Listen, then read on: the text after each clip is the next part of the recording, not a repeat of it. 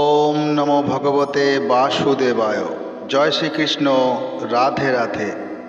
নমস্কার দর্শক বন্ধুরা, আজ 1432 বঙ্গাব্দের 14ই অগ্রহায়ণ, ইংরেজি 2025 সালের 1 ডিসেম্বর সোমবার, মোক্ষদা একাদশী।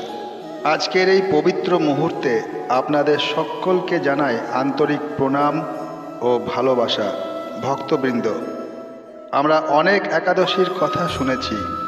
প্রতিটি একাদশীরই ভিন্ন ভিন্ন মাহাত্ম্য, ভিন্ন ভিন্ন ফল রয়েছে। কিন্তু মোক্ষদা একাদশী এমন এক দিব্য তিথি, যার মাহাত্ম্য বর্ণনা করতে গেলে দেবতাগণও নীরব হয়ে যান। ধর্মশাস্ত্রে বলা হয়েছে, এই একাদশী পালন করলে শুধু নিজের নয়, বহু জন্মের পিতৃপুরুষদেরও মুক্তি ঘটে, তাদেরও মোক্ষের দ্বার উন্মুক্ত হয়। ভাবুন একবার, আমাদের পূর্বপুরুষেরা যারা হয়তো কোনো কারণে মুক্তির আলো পেলেন না, তারা এই পবিত্র উপবাসের ফলে আলোকময় পথে এগিয়ে যেতে পারেন। মানুষ মাত্রই চায় নিজের পরিবারের কল্যাণ, পিতৃপুরুষদের শান্তি, আর মোক্ষদা একাদশী সেই সুযোগটি এনে দেয় অতি সহজে, অতি পবিত্রভাবে। এবং এর পাশাপাশি এই তিথির সাথে জড়িয়ে আছে আরেকটি বিশ্ব মহান ঘটনা। কুরুক্ষেত্রের সেই ভয়াবহ যুদ্ধক্ষেত্রে সংশয়ে ভরা অর্জুনকে যেদিন শ্রীকৃষ্ণ উপদেশ দিলেন জীবনের চরম সত্য, ধর্মের মর্ম, কর্মের পথ, সেই অমৃত জ্ঞানই হলো গীতা। আর সেই মহা জ্ঞান প্রদানের দিনটাই হলো মোক্ষদা একাদশীর দিন। তাই এই দিনটাকে বলা হয় গীতা জয়ন্তী, শাশ্বত সত্যের জন্মদিন। গীতার প্রতিটি শ্লোকে, প্রতিটি বাণীতে যে শক্তি লুকিয়ে আছে, তা শুধু অর্জুনের সংকটই নয়, আজও আমাদের জীবনের অন্ধকার ভেদ করে আলো দেখাতে পারে। এই দিনেই যেন বিশ্ব জগতে নেমে আসে জ্ঞানের সূর্য, যে সূর্য মোক্ষের পথে পথিককে পথ দেখায়। এমন একটি দিনে মোক্ষদা একাদশী ব্রত পালন মানে শুধু উপবাস করা নয়, নিজেকে পরিশুদ্ধ করা, মনকে সংযত করা, ভক্তিকে গভীর করা এবং পূর্বপুরুষদের প্রতি প্রেম ও কৃতজ্ঞতার শ্রদ্ধা নিবেদন করা। আজ আমরা সেই পবিত্র ব্রতকথা শুনতে চলেছি, যে ব্রতকথা প্রজন্ম ধরে ভক্তদের জীবন বদলে দিয়েছে, যে ব্রতকথার মাধ্যমে মানুষ উপলব্ধি করেছে মোক্ষের পথ, ধর্মের পথ, শ্রীকৃষ্ণের পথ। তাই ভক্তবৃন্দ, নিজের মনকে স্থির করুন, হৃদয়কে পবিত্র করুন এবং এই ভিডিওটি শেষ পর্যন্ত আমাদের সঙ্গে থাকুন, কারণ পাঠ করতে চলেছি মোক্ষদা একাদশীর মহিমান্বিত ব্রতকথা, যা শুনলে পুণ্যের সঞ্চয় হয়, মন শান্ত হয় আর আত্মা আলোকিত হয়। শুরু করছি শ্রীকৃষ্ণের আশীর্বাদে মোক্ষের পথে প্রথম পদক্ষেপ, মোক্ষদা একাদশীর পবিত্র ব্রতকথা। যুধিষ্ঠির বললেন, হে বিষ্ণু, আপনাকে আমি বন্দনা করি। আপনি ত্রিলোকের সুখদায়ক, বিশ্বেশ্বর, বিশ্বপালক ও পুরুষোত্তম। আমার একটি সংশয় আছে, অগ্রহায়ণ মাসের শুক্লপক্ষের যে একাদশী, তার নাম কি, বিধি বা কী ও কোন দেবতা এই একাদশীতে পূজিত হন, তা আমায় বলুন। শ্রীকৃষ্ণ বললেন, হে মহারাজ, আপনি উত্তম প্রশ্ন জিজ্ঞাসা করেছেন, যার মাধ্যমে আপনার যশ চতুর্দিকে বিস্তৃত হবে। এখন এই একাদশীর কথা আমি বর্ণনা করছি, যা শোনা মাত্রই বাজপেয় যজ্ঞের ফল লাভ হয়। অগ্রহায়ণ মাসের শুক্লপক্ষের এই একাদশী মোক্ষদা নামে পরিচিত। সর্বপাপ নাশিনী ও ব্রত মধ্যে সর্বশ্রেষ্ঠা এই একাদশীর দেবতা শ্রী দামোদর। তুলসী মঞ্জুরি, ধূপ, দীপ ইত্যাদি উপচারে শাস্ত্রবিধি অনুসারে শ্রী দামোদরের পূজা করতে হবে। পূর্ববর্ণিত বিধি অনুসারে দশমী ও একাদশী পালন করতে হবে। এই উপবাস দিনে স্তব, স্তুতি, নিত্য গীত আদিসহ রাত্রি জাগরণ করা কর্তব্য। হে মহারাজ, প্রসঙ্গক্রমে একটি অলৌকিক কাহিনী আমি বলছি। মনোযোগ দিয়ে এই ইতিহাস শ্রবণ মাত্রই সর্বপাপ ক্ষয় হয়। যে পিতৃপুরুষেরা নিজ নিজ পাপে অধোজনি প্রাপ্ত হয়েছে, এই ব্রত পালনের পুণ্যফল বিন্দুমাত্র তাদেরকে দান করলে তারাও মুক্তিলাভের যোগ্য হন।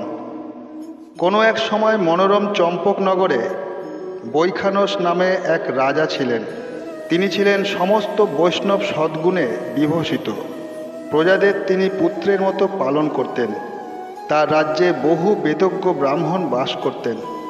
রাজ্যে সকলেই ছিল বেশ সমৃদ্ধশালী। একবার রাজা স্বপ্নে দেখলেন যে তার পিতা নরকে পতিত হয়েছেন। তা দেখে তিনি অত্যন্ত বিস্মিত হলেন। পরদিন ব্রাহ্মণদের ডেকে বলতে লাগলেন, হে ব্রাহ্মণগণ, গত রাত্রিতে স্বপ্নে নরক যাতনায় পিতাকে কষ্ট পেতে দেখে আমার হৃদয় বিদীর্ণ হচ্ছে। তিনি আমাকে লক্ষ্য করে বলতে লাগলেন, হে পুত্র, তুমি আমাকে নরক সমুদ্র থেকে উদ্ধার করো। তার সেই অবস্থা দেখে আমার অন্তরে সুখ নেই। আমার এই বিশাল রাজ্য, স্ত্রী পুত্র কিছুতেই আমি শান্তি পাচ্ছি না। কি করি, কোথায় যাই, কিছুই বুঝে উঠতে পারছি না। আমার পূর্বপুরুষেরা মুক্তি লাভ করতে পারেন এমন কোনো পুণ্য ব্রত, তপস্যা ও যোগের কথা আমাকে উপদেশ করুন। আমি তা অনুষ্ঠান করব। আমার মতো পুত্র বর্তমান থাকা সত্ত্বেও যদি পিতামাতা পূর্বপুরুষেরা যদি নরক যন্ত্রণা ভোগ করতে থাকেন, তবে সে পুত্রের কি প্রয়োজন? ব্রাহ্মণগণ বললেন, হে মহারাজ, আপনার রাজ্যের কাছেই মহর্ষি পর্বতমুনির আশ্রম রয়েছে।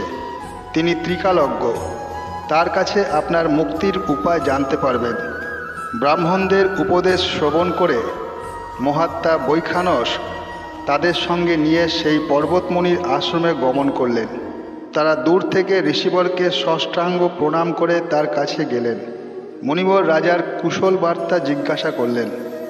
রাজা বললেন, হে প্রভু, আপনার কৃপায় আমার সবই কুশল। তবে আমি একদিন স্বপ্নযোগে পিতার নরক যন্ত্রণা ও কাতর আর্তনাদ শুনে অত্যন্ত দুঃখিত ও চিন্তাগ্রস্ত হয়েছি। হে ঋষিবর, কোন পুণ্যের ফলে তিনি সেই দুর্দশা থেকে মুক্তি পাবেন, তার উপায় জানতেই আপনার শরণাগত হয়েছি। রাজার কথা শুনে পর্বতমুনি কিছুক্ষণ ধ্যানস্থ হয়ে বললেন, হে মহারাজ, পূর্বজন্মে তোমার পিতা অত্যন্ত কামাচারী হওয়ায় তার এরকম অধোগতি লাভ হয়েছে। এখন এই পাপ থেকে মুক্তির উপায় বর্ণনা করছি। অঘ্রাণ মাসের শুক্লপক্ষের মোক্ষদা একাদশী পালন করে সেই পুণ্যফল পিতাকে প্রদান করো। সেই পুণ্য প্রভাবে তোমার পিতার মুক্তি লাভ হবে। মুনির কথা শোনার পর রাজা নিজ গৃহে ফিরে এলেন। সেই পবিত্র তিথির আবির্ভাবে তিনি স্ত্রী পুত্রাদি সহ যথাবিধি মোক্ষদা একাদশী ব্রত পালন করলেন। ব্রতের পুণ্যফল পিতার উদ্দেশ্যে প্রদান করলেন। ওই পুণ্যফল দানের সঙ্গে সঙ্গে আকাশ থেকে পুষ্পবৃষ্টি হতে লাগলো। হে পুত্র, তোমার মঙ্গল হোক। এই বলতে বলতে বৈখানস রাজার পিতা নরক থেকে মুক্ত হয়ে স্বর্গে গমন করলেন। হে মহারাজ যুধিষ্ঠির, যে ব্যক্তি এই মঙ্গলদায়িনী মোক্ষদা একাদশী ব্রত পালন করে তার সমস্ত পাপ বিনষ্ট হয় এবং মৃত্যুর পর মুক্তি লাভ করে। এই ব্রতের পূর্ণ সংখ্যা আমিও জানি না। চিন্তামণির মতো এই ব্রতটি আমার অত্যন্ত প্রিয়। এই ব্রত কথা যিনি পাঠ করেন এবং যিনি শ্রবণ করেন, উভয়ই বাজপেয় যজ্ঞের ফল প্রাপ্ত হন। অথ মোক্ষদা একাদশীর ব্রত কথা সমাপ্ত। বন্ধুরা, আজ সারাদিনে পারলে একবার হলেও এই মোক্ষদা একাদশীর ব্রত কথাটি শ্রবণ করবেন। দেখবেন আপনাদের জীবনেরও সমস্ত রকমের সমস্যা দূর হয়ে যাবে এবং পিতৃপুরুষেরা আপনাদের আশীর্বাদ করবেন। আশা করি এই ব্রত কথাটি আপনাদের ভালো লেগেছে। যদি ভালো লেগে থাকে একটি লাইক করে দেবেন এবং কমেন্ট বক্সে জয় শ্রীকৃষ্ণ লিখতে ভুলবেন না। আর আপনজনদের মধ্যে শেয়ার করে দেবেন। এই ধরনের ভিডিও আগামী দিনেও পাওয়ার জন্য চ্যানেলটিকে সাবস্ক্রাইব করে পাশে থাকা বেল আইকনটিকে প্রেস করে দেবেন। সবাই সুস্থ থাকবেন, ভালো থাকবেন। ধন্যবাদ। জয় শ্রীকৃষ্ণ। রাধে রাধে।